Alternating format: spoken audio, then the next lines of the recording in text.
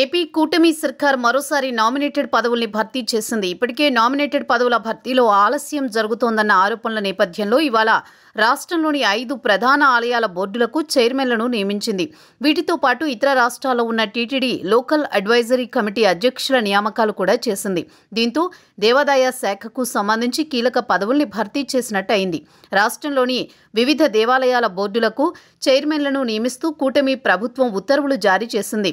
వీటిలో శ్రీశైల శ్రీ భ్రమరాంబిక మల్లికార్జున స్వామి దేవస్థానానికి చైర్మన్గా పోతుగుంట రమేష్ నాయుడు, శ్రీకాళహస్తిలో శ్రీకాళహస్తీశ్వర స్వామి దేవస్థానం చైర్మన్గా కొట్టె సాయి ప్రసాద్, కాణిపాకంలో వరసిద్ధి వినాయక దేవస్థానం చైర్మన్గా సురేంద్రబాబును నియమించారు.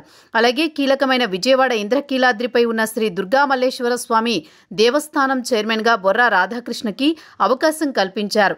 చివరిగా కోనసీమ జిల్లాలోని వాడపల్లి శ్రీ వెంకటేశ్వర స్వామి ఆలయ చైర్మన్గా ముదునూరి వెంకట్రాజును నియమించారు.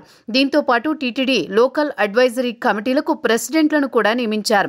వీటిలో Hyderabad Jubilee Hills TTD local advisory కమిటీకి అధ్యక్షుడిగా ఏవీ రెడ్డిని, Himayat Nagar TTD local advisory committee అధ్యక్షుడిగా నేమూరి శంకర్ గౌడ్ను నియమించారు. అలాగే బెంగళూరులోని టీటీడీ లోకల్ అడ్వైజరీ కమిటీ అధ్యక్షుడిగా Veeranjaneyulu, Delhi TTD local advisory committee అధ్యక్షుడిగా యదుగుండ్ల సుమంత్ రెడ్డిని, Mumbai TTD local advisory committee అధ్యక్షుడిగా గౌతమ్ సింగానియాని, విశాఖ టీటీడీ లోకల్ అడ్వైజరీగా కమిటీ అధ్యక్షుడిగా చోడే వెంకట పట్టాభిరామును నియమించారు.